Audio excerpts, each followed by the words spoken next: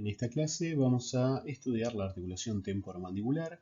Vamos a ver sus componentes más importantes desde el punto de vista óseo, articular, ligamentario, muscular y sus relaciones vasculonerviosas.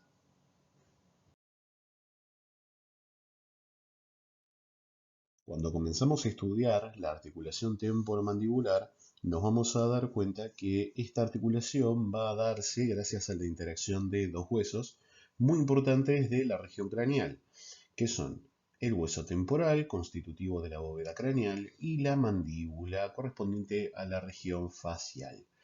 Hablando de esta última, de la mandíbula o maxilar inferior, vamos a estudiar a continuación su anatomía para darnos cuenta de la gran cantidad de accidentes que posee y que van a brindarle posteriormente puntos de inserción a músculos y ligamentos que van a ayudar a gestionar la movilización de la palanca ósea correspondiente a la articulación temporomandibular.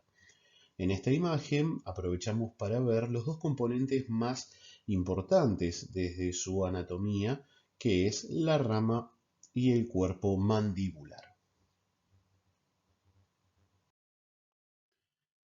Para comenzar a analizar esta articulación vamos a recordar un poco de la anatomía del hueso temporal, simplemente para repasar estas superficies que van a estar en íntima relación con la articulación y que son la fosa mandibular y el tubérculo articular de cada uno de los huesos temporales. Aquí los vemos marcados cada uno. Por un lado vamos a tener los tubérculos articulares y por otro las fosas mandibulares o cavidades glenoideas del temporal. Es en estas últimas donde van a tener relación las superficies articulares correspondientes a los cóndilos de la mandíbula, que son los que van a generar verdaderamente la articulación.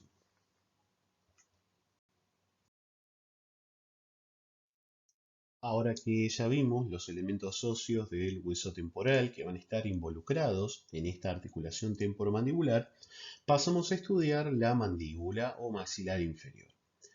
En esta imagen lo que observamos es una vista anterior de un resto óseo en el cual podemos comenzar a ver los accidentes más importantes. Los que van a tener interacción directa con la articulación van a ser los procesos condilares, es decir, los cóndilos mandibulares izquierdo y derecho.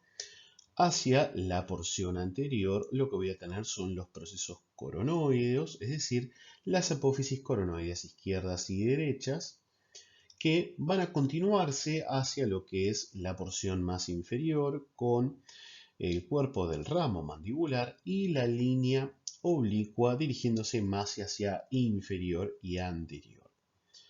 Se continúa luego hacia lo que es la parte más anterior de este resto óseo de mandíbula, en donde encontramos dos pequeños forámenes que se corresponden a los forámenes mentonianos, por donde voy a ver emerger una de las ramas del par número 5 o trigémino. Luego tengo la base de la mandíbula que se continúa hacia la región sagital con la protuberancia mentoniana y los tubérculos mentonianos. Dirigiéndonos un poco más hacia superior, donde encontramos la arcada dentaria, podemos ver unas saliencias que se corresponden a las eminencias alveolares. Y por último, desde esta vista anterior podemos observar la conexión entre el cuerpo y la rama mandibular que se denomina gonion.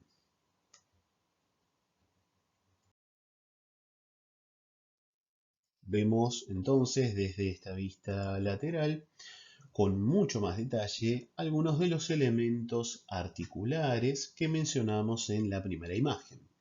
En principio lo que tengo son las apófisis coronoides, tanto izquierda como derecha. Luego voy a tener las apófisis condilares con su cabeza, su cuello y su fosita pterigoidea, que las marcaremos con más detalle en la próxima imagen. Ambas estructuras, tanto la apófisis coronoides como la apófisis condilar, están separadas por una región que se denomina escotadura mandibular. Y por último vemos el detalle del ángulo de la mandíbula o gonio. Gonion en latín significa ángulo.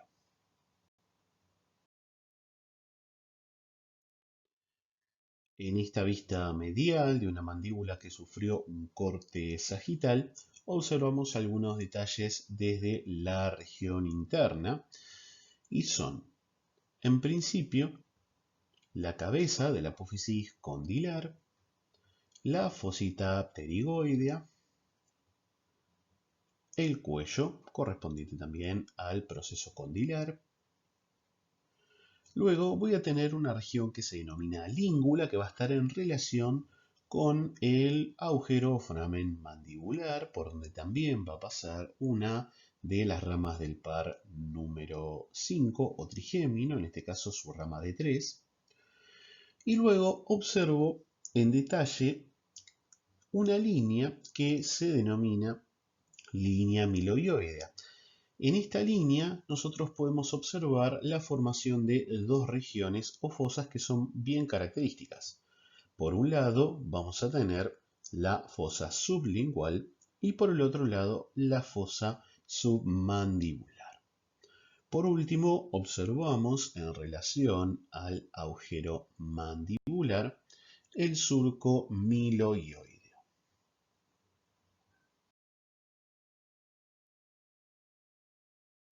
En esta vista posterior-inferior, lo que nosotros vamos a observar son algunos accidentes que ya hemos visto, como por ejemplo la língula, el surco miloioideo.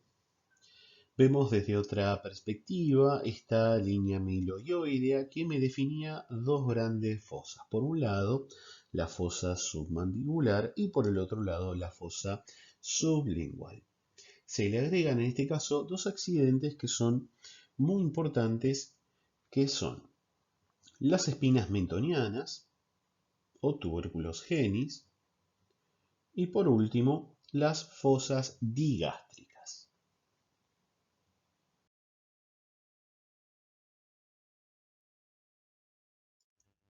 Habiendo analizado entonces los elementos óseos de esta región, comenzamos a describir la articulación. Al ser una articulación móvil, vamos a clasificarla dentro de las diartrosis y dados sus componentes óseos articulares, la subdividimos en una doble condilia. Esta articulación es singular ya que al poseer dos estructuras articulares separadas, van a tener que funcionar al unísono para evitar posteriormente desbalances articulares y lesiones. Vamos a ver y analizar también que esta articulación posee un disco articular interpuesto entre ambas superficies, lo cual genera ciertos debates en la clasificación de la misma, ya que hacia la región superior del disco se genera una articulación que permite el deslizamiento de estas superficies articulares y hacia la porción inferior de este disco se genera otra articulación que permite un movimiento de rotación. Es por eso que en algunas bibliografías podemos encontrar, además de la clasificación doble condilia, una clasificación de género gíngrimo artrodial.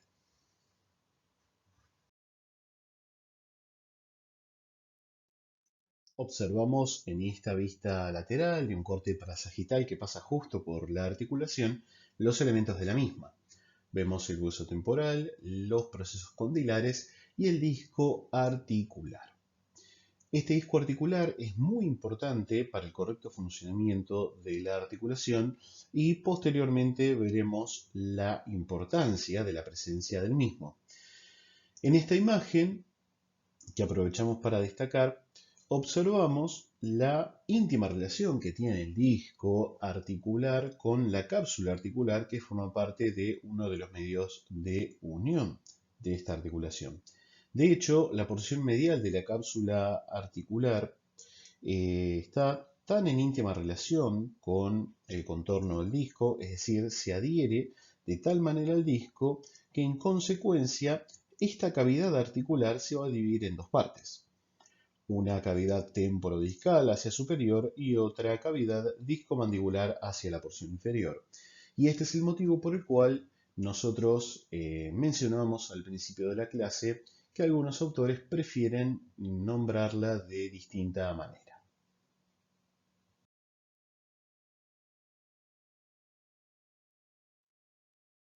Este disco articular es clave para el correcto funcionamiento de la articulación temporomandibular, que, si ustedes se ponen a pensar, es una de las articulaciones más móviles del cuerpo humano en cuanto a frecuencia de utilización, ya que vamos a utilizarla tanto cuando hablamos como cuando masticamos.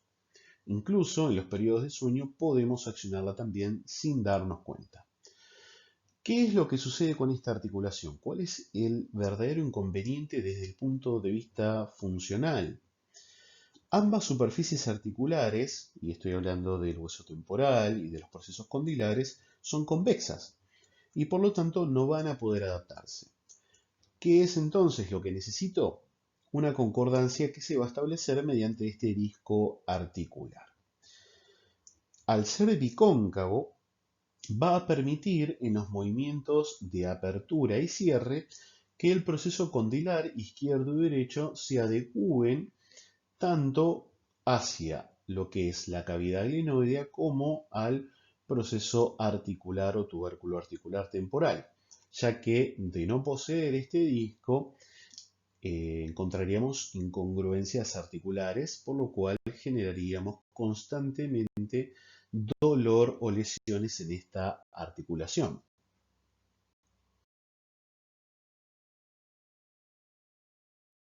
Vamos a hablar entonces de los medios de unión. Vamos a poseer en este caso una cápsula reforzada por dos ligamentos, un ligamento lateral y otro medial. En esta imagen lo que observamos con la referencia número 1 es la cápsula articular, que es delgada y muy laxa, y se compone de dos tipos de fibras: fibras largas superficiales y fibras cortas. Las superficiales se van a extender directamente del hueso temporal a la mandíbula y las cortas van desde ambos huesos hacia la periferia del disco. Estas fibras cortas forman en la parte posterior de la cápsula articular unas fibras, ¿sí? Unas fibroelástico grueso y corto que se extiende entre la fisura petrotimpánica y el borde posterior del disco y que se denomina freno discal posterior. Esto es de importante relevancia, ya que más adelante mencionaremos algunos inconvenientes que se suceden cuando el disco articular no está en su lugar y produce dolor. Vemos además como una referencia con el número 2 al ligamento lateral o temporomandibular que se corresponde a este componente de refuerzo lateral. Y vemos un pequeño detalle con referencia al número 3, que es el ligamento estilomandibular.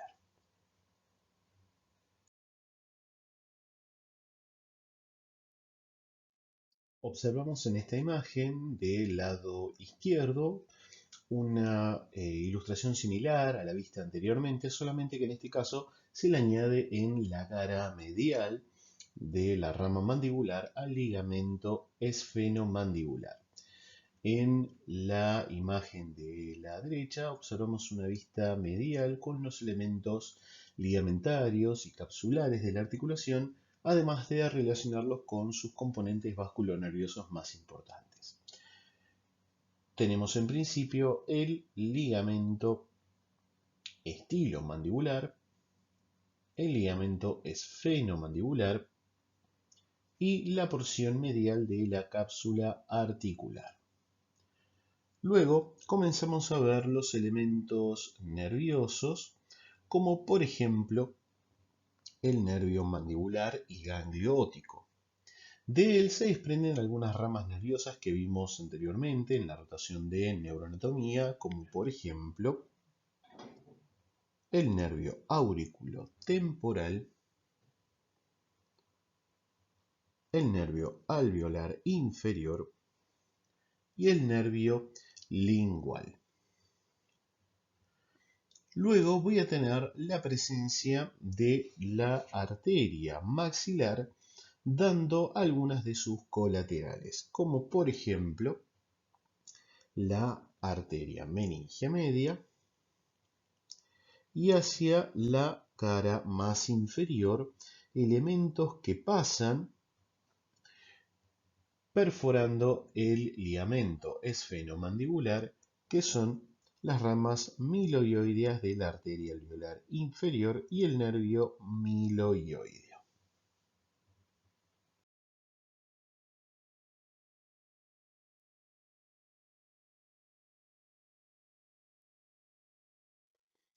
Llegamos finalmente a los músculos de la masticación, que van a ser cuatro propiamente dichos. Vamos a poseer, obviamente, más músculos que van a interactuar en el proceso deglutorio y masticatorio, pero son principalmente cuatro los que van a generar la masticación. Si recuerdan del módulo de neuroanatomía, todos estos músculos están inervados por el componente motor del par número 5 o trigémino. Y estos músculos son el músculo temporal, macetero y pterigoideos lateral y medial.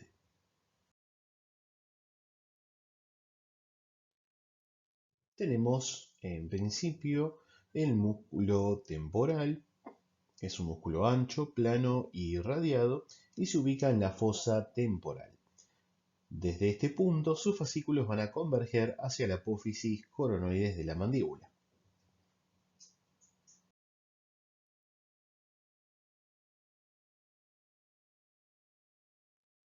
Luego tenemos al músculo macetero. Va a ser un músculo corto, grueso, rectangular y alargado, que se extiende desde el arco cigomático hasta la cara lateral de la rama de la mandíbula. Cabe destacar que por sus propiedades biomecánicas es el músculo más fuerte del cuerpo humano.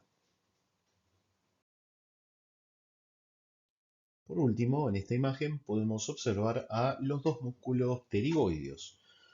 En principio tenemos el músculo pterigoideo lateral, que va a ser un músculo corto, grueso y aplanado transversalmente, y se extiende desde la apófisis pterigoides hasta el cuello de la mandíbula. Luego vamos a tener el músculo pterigoideo medial, que va a ser un músculo grueso y cuadrilátero, que está situado medialmente al músculo pterigoideo lateral. En este caso se va a extender oblicuamente desde la fosa pterigoidea hasta la cara medial del gonion de la mandíbula.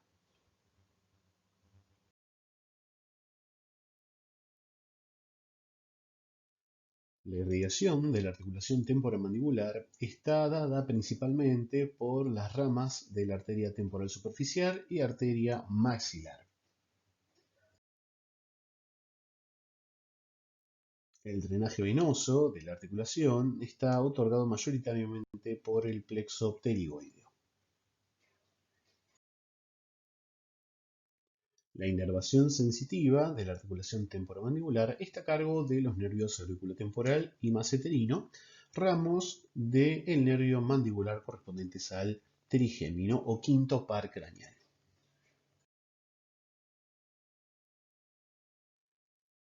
Gracias a los componentes articulares que mencionamos anteriormente y a los músculos, vamos a poder realizar tres tipos de movimiento. En principio tenemos la sumatoria de los movimientos de descenso y elevación. Estos movimientos son el resultado verdaderamente de la combinación de dos movimientos.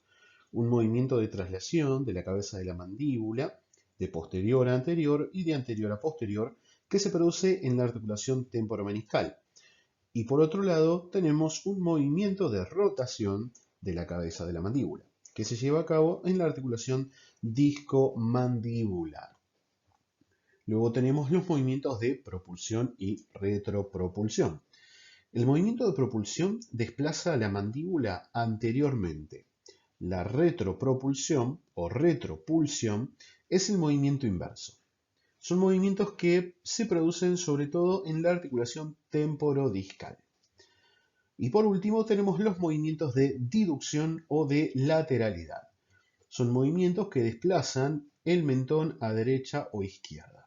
Cuando el mentón se dirige hacia un lado, la cabeza de la mandíbula del mismo lado pivotea sobre sí misma, en tanto que la cabeza de la mandíbula del lado contralateral avanza y se coloca bajo el tubérculo articular.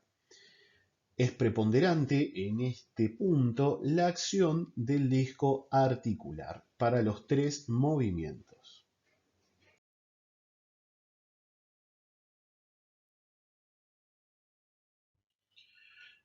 Vemos a continuación en este excelente video cómo se comporta la articulación temporomandibular y sus elementos intra y extraarticulares ante dos de los tres movimientos que analizamos anteriormente. Vemos aquí en esta vista lateral la mandíbula con su proceso condilar, su proceso coronoide y su escotadura. Vemos la cabeza del cóndilo mandibular desde la vista lateral y anterior y su hipotética situación en el hueso temporal. Ahí vemos el conducto auditivo externo, vemos la fosa mandibular o cavidad glenoidea temporal y hacia anterior el tubérculo articular temporal que va a ser convexo junto con la superficie del proceso condilar. Observamos la articulación con su cápsula articular y sus ligamentos adosados. Vemos que es verdaderamente laxa, tanto desde la vista lateral como desde la medial, ante los distintos movimientos que se le permite realizar a la mandíbula. Esa es la situación del disco articular. En este caso, el disector realizó una ventana para mostrarnos la situación del disco en relación a la cabeza del cóndilo y la cavidad.